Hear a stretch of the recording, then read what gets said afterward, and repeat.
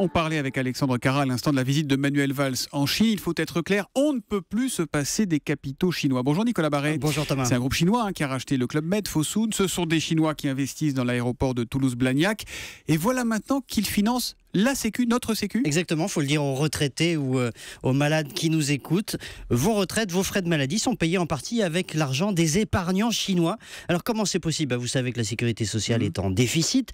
Pour combler ce déficit, elle emprunte de l'argent sur les marchés financiers. Hier, pour la première fois, voilà, la CADES, qui est l'établissement public qui emprunte de l'argent pour le compte de la Sécu, a fait un emprunt en renminbi, la monnaie du peuple chinois, 3 milliards d'euros. Donc voilà comment les Chinois vont payer nos frais de retraite et de santé. Mais pourquoi emprunter aux Chinois ? Il y a une raison précise, particulière Écoutez, pourquoi pas Près de la moitié de la dette de la Sécu est souscrite déjà par des Asiatiques, Chinois, Japonais, Singapouriens, etc. Et au fond, tant mieux si cette épargne étrangère vient chez nous. Je dirais même que c'est de la bonne gestion de la part de la Sécu.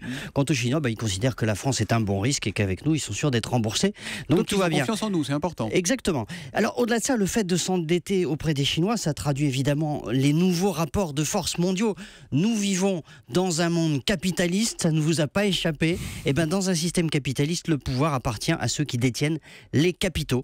Et ce monde aujourd'hui a totalement basculé.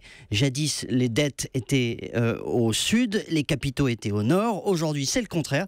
L'Occident s'endette et les pays émergents, la Chine, sont les banquiers de l'Occident.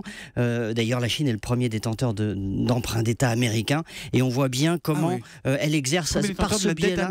En fait. Exactement. Et on voit bien comment, par ce biais-là, elle exerce une influence discrète, mais très, très réelle, très forte sur les États-Unis, qui ne peuvent pas franchement se fâcher avec leur premier banquier. Vous iriez jusqu'à dire, Nicolas, qu'il y a une stratégie délibérée des Chinois pour gagner de l'influence ? C'est très clair. Les Chinois font énormément d'efforts pour internationaliser leur monnaie. Le renminbi est la 5e monnaie d'échange aujourd'hui, mais loin derrière le dollar et l'euro, mais ça progresse. Alors pour le moment, ce qui limite l'ascension, c'est qu'il n'est pas totalement convertible, mais ça va venir.